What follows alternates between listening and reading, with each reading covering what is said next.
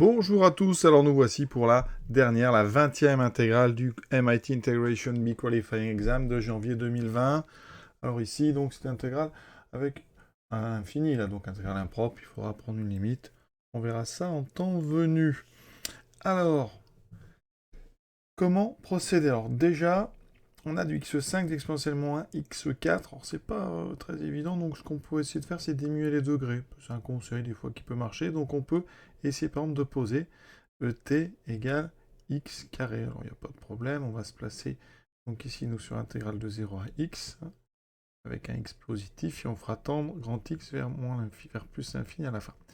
Donc ici, on a donc dt qui vaut 2x dx. Alors, l'intégrale, les bornes d'abord.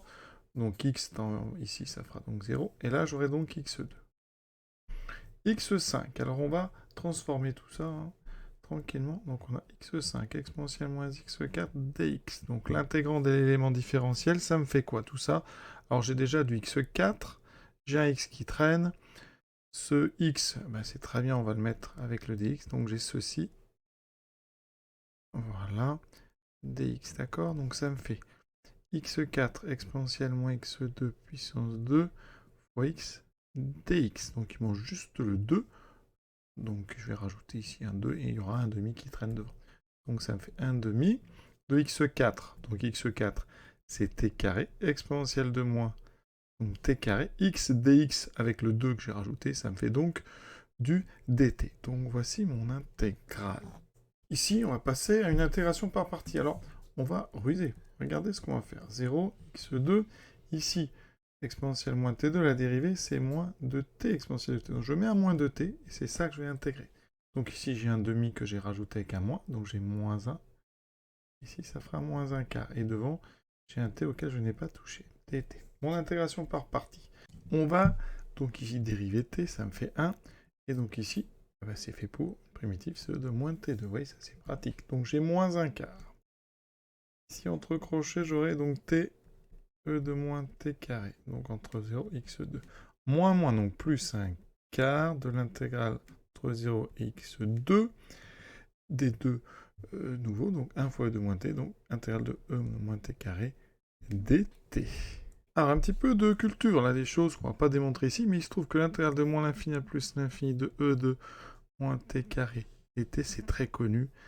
Et ça fait racine carrée de pi. Par symétrie, mais l'intégrale de 0 à plus l'infini de e moins t carré dt fait racine de pi sur 2. Donc, ici, quand je vais faire tendre x vers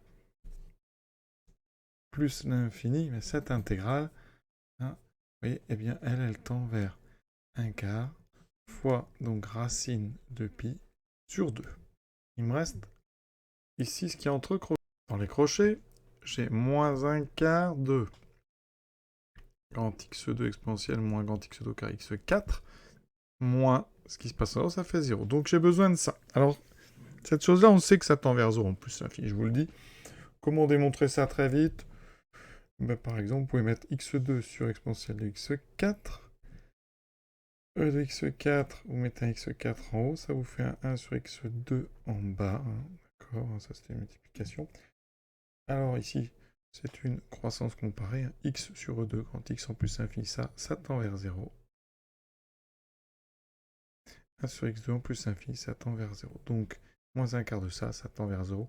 Donc, c'est égal ici pour notre intégrale, mais il va nous rester 0. Donc, mon intégrale, elle vaut 1 quart fois racine de pi sur 2. Donc, racine de pi sur 8. Alors, je vous propose une deuxième méthode. Hein, la dérivée de e de moins x4. Hein, si je dérive, vous savez que c'est moins 4x3 e de moins x4. Donc, c'est l'idée. Je vais essayer de faire apparaître ça donc dans mon intégrale. J'ai x5. Donc je vais prendre 2x tout seul, x2, et je vais multiplier par donc moins 4x3 exponentielle de moins x2 dx. Et donc j'ai un 4 ici avec un moins qui est apparu. Contrebalance ça devant moins un quart.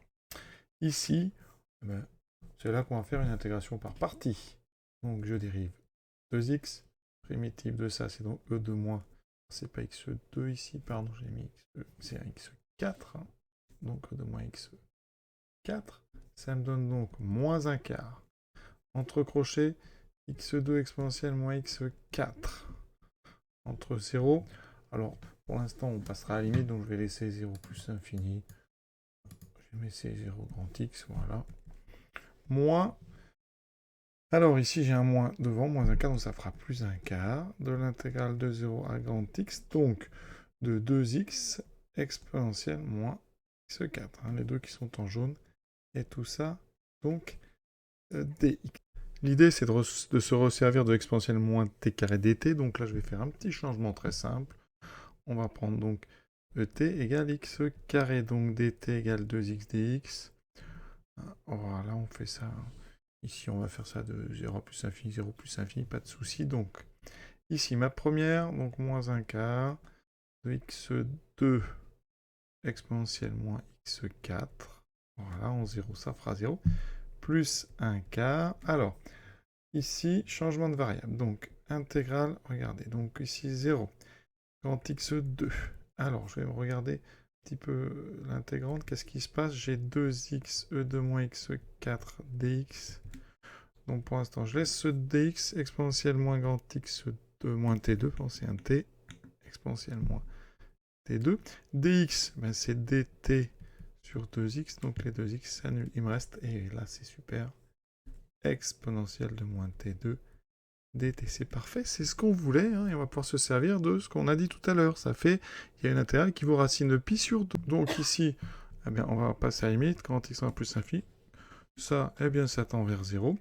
Et là, eh bien, ça tend vers un quart fois x carré tend vers plus infini, donc racine de pi sur 2. Et vous voyez qu'on retrouve une autre méthode un petit peu différente, racine de pi sur 8. Bon, l'idée est un peu quand même la même, mais on ne fait pas les choses dans le même sens. On fait d'abord l'intégration par partie et après le champ de variable. Tout à l'heure, j'avais fait le champ de variable et on a fait l'intégration par partie après.